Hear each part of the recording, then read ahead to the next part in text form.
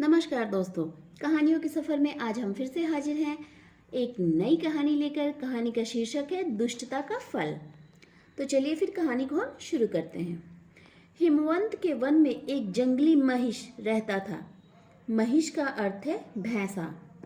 कीचड़ से सना, काला और बदबूदार, किंतु वो एक शीलवान महिष था। उसी वन में एक नटखट बंदर भी रहा करता था।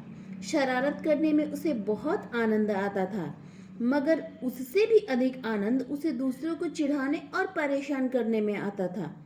अतः स्वभाव से वह महिष को भी परेशान करता था। कभी वह सोते हुए में उसके ऊपर कूद पड़ता, कभी उसे घास चरने से रोकता, तो कभी उसके सींगों को पकड़कर कूदता हुआ नीचे उतर जाता, तो कभी उसके ऊपर यमराज की तरह एक छड़ी लेकर सवारी कर लेता। भारतीय मिथक परंपराओं में यमराज की सवारी महिष बतलाई जाती है।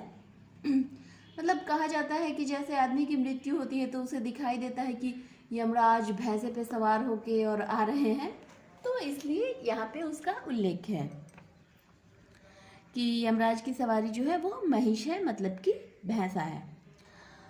उसी वन के एक वृक्ष पर एक यक्ष रहता था। उसे बंदर की छेड़खानी बिल्कुल पसंद न थी। उसने कई बार बंदर को दंडित करने के लिए महिष को प्रेरित किया, स्मरण कराया कि वह बलवान और बलिष्ठ भी है, किंतु महिष का ऐसा मानना था कि किसी भी प्राणी को चोट पहुंचाना शीलत्व नहीं है और दूसरे को चोट पहुंचाना सच्चे सुख का अवरोधक है। वो ये भी मानता था कि कोई भी प्राणी अपने कर्मों से मुक्त नहीं हो सकता। कर्मों का फल तो सदा मिलता ही है, अतः बंदर भी अपने बुरे कर्मों का फल एक दिन अवश्य पाएगा। और एक दिन ऐसा ही हुआ। जब वो महिष घास चरता हुआ दूर किसी दूसरे वन में चला गया, तो संयोगवश उसी दिन एक दूसरा महिष पहले महिष के स्थान पर आकर चरने लगा। तभी उछलता कूदता बंदर भी उधर पहुंचा। बंदर ने आव देखी न ताव, पूर्ववत वह दूसरे महिष के ऊपर चढ़ने की वैसी ही धृष्टता कर बैठा, किंतु दूसरे महिष ने बंदर की शरारत को सहन नहीं किया और उसे तत्काल जमीन पर पटककर उसकी छाती में सींग घुसेड़ दिए और पैरों से उसे रौंद डाला।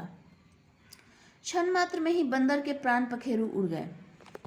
तो बच्चों, इस कहानी से हमें ये शिक्षा मिलती है कि शालीन व्यक्ति बलवान होकर भी दुष्टता को सह लेता है। इसी में उसकी शालीनता होती है, क्योंकि जो दुष्टता कर रहा है उसका फल तो उसे एक न एक दिन अवश्य ही मिलेगा। हाँ, आप नहीं दे रहे हैं, आप उसे बर्दाश्त कर ले रहे, वो एक अलग बात है, लेकिन उसका फल तो उसे ज़रूर मिलेगा।